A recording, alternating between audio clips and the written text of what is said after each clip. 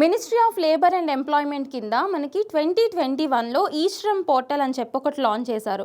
ఈ పోర్టల్ యొక్క main objective ఏంటి అంటే ఇండియాలో అన్ఆర్గనైజ్ సెక్టర్ వర్కర్స్ ఎవరైతే ఉంటారో, ఫర్ ఎగ్జాంపుల్ కన్స్ట్రక్షన్ వర్కర్స్ కావచ్చు, మైగ్రెంట్ వర్కర్స్ కావచ్చు, తర్వాత అగ్రికల్చరల్ లేబర్స్ కావచ్చు, ఇట్లా ఉన్న అన్ఆర్గనైజ్ సెక్టర్కి పాపులేషన్కి సంబంధించిన వర్కర్స్ అందరికీ సంబంధించి ఈ నేషనల్ డేటాబేస్ ఉంటుంది కదా, దాన్నే మనం ఈ శ్రమ్ పోర్టల్ అని చెప్పేసి చెప్తాం. అయితే ఇప్పుడు ఈ శ్రమ్ పోర్టల్ ఎందుకు న్యూస్లోకి వచ్చింది అంటే రీసెంట్గా ministry of labour and employment వాళ్ళు ప్రజెంట్ ఈ శ్రమ్ పోర్టల్లో ఉన్న రిజిస్ట్రేషన్స్ ఎంతమంది అని చెప్పేసి చెప్పారు.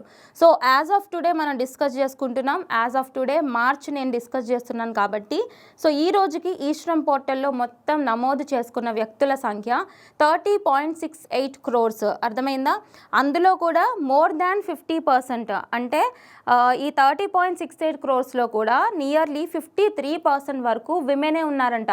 చాలా చాలా ఇంపార్టెంట్, గుర్తుపెట్టుకోండి. అంటే దగ్గర 30 కోట్ల మందిలో 16 లక్షల మంది మహిళలే అన్ఆర్గనైజ్ సెక్టర్ పాపులేషన్ కింద ఉన్నారని చెప్పేసి ministry of labour and employment వాళ్ళు తెలియజేశారు. ఓకే.